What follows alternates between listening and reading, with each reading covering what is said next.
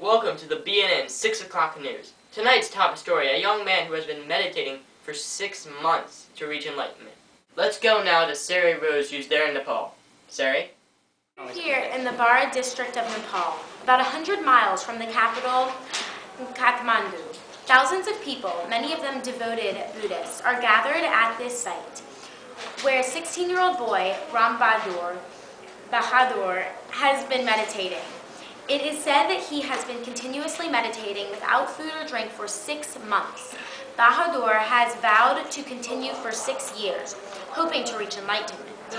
Many of his devotees believe he is the reincarnation of Siddhartha Gautama, the Buddha. It also seems more than a coincidence that Bahadur's mother is named Maya Devi, the same name as Siddhartha Gautama's mother. Some people, however, believe Bahadur to be an attention-seeking fake. Many have raised the argument that there is no scientific proof to how he has been able to survive without food or drink. Scientists agree that though humans can go without eating for several weeks, relying on their body's fat stores, it is impossible to survive without water for more than 3 or 4 days. Scientists fear that the examining Bahadur will disturb his meditation. Regardless of his need for actual evidence, people are worshipping this supposed Buddha. Thank you, Sari. Now let's get to Shobana with the weather. It's going to be a gusty day.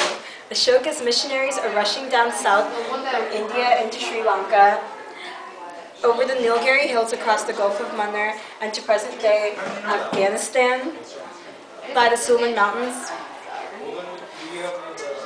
There are many geographical obstacles, such as the Himalaya Mountains, going towards Tibet, east towards Siam.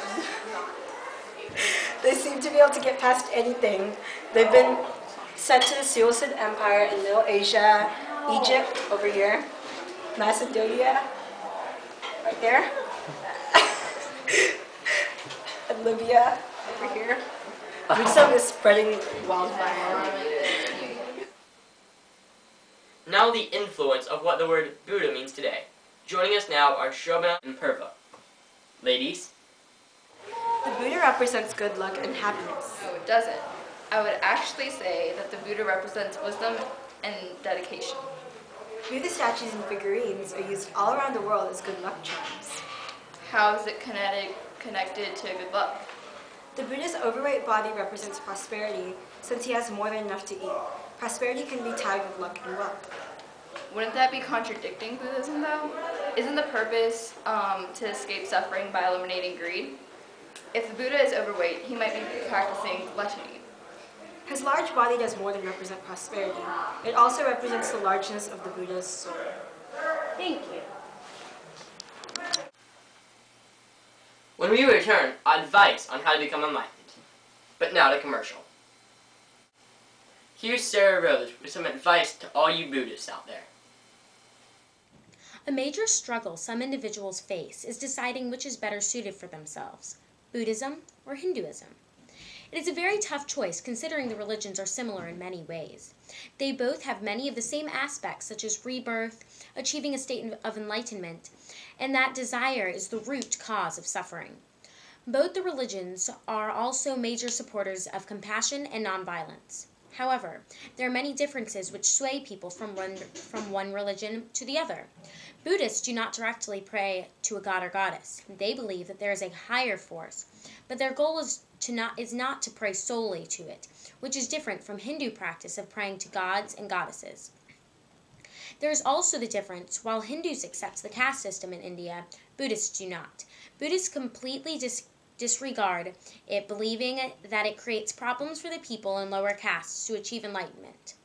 Another important difference is that Buddhists believe that their state of enlightenment, nirvana, is when you become one with the universe. Hindus believe that reaching a state of enlightenment is moksha, where you become one with God.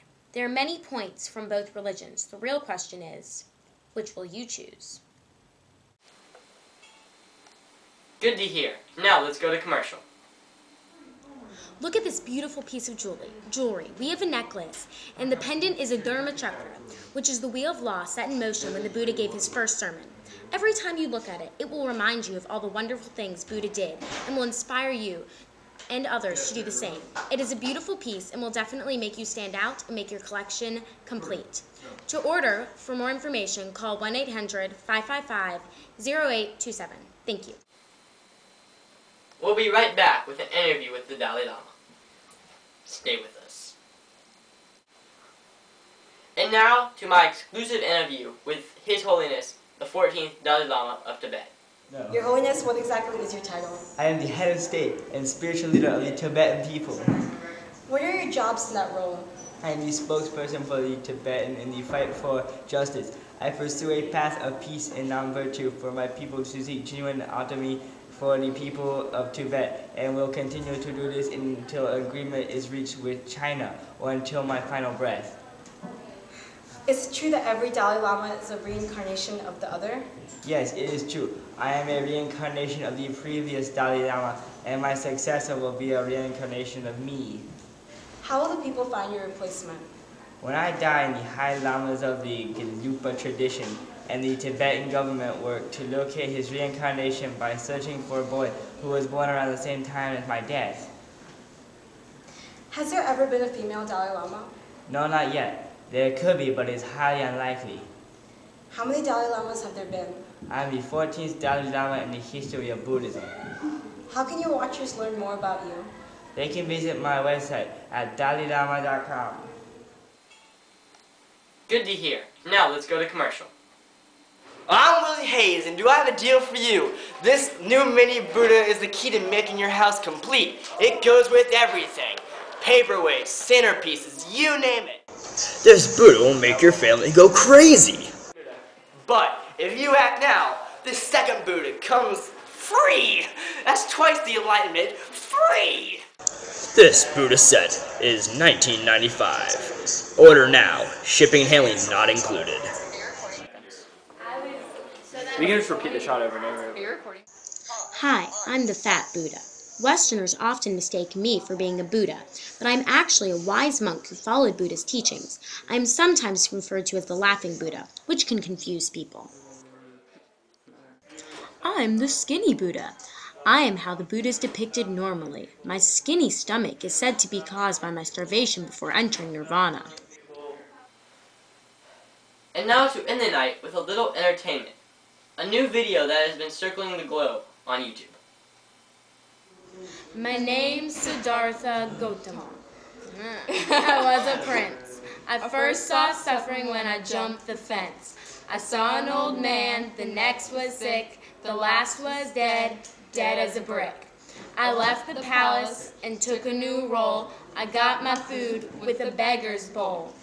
I sat under a tree until one night enlightenment came into my sights. I'm now known as the Buddha. Buddha, Buddha, Buddha, Buddha, rocking everywhere. I've escaped this suffering and I'm in nirvana. What's powerful? Philosophy. How's it powerful? It speaks to me. About what? Eightfold Path. About what? Four Noble Truths. About what? Nirvana. And that's a wrap. There's a link to that video on our website. Just go to www.bnn.com and search Buddha Rap. Thank you for watching this edition of the 6 o'clock news on Buddhist News Network. See you again at 11.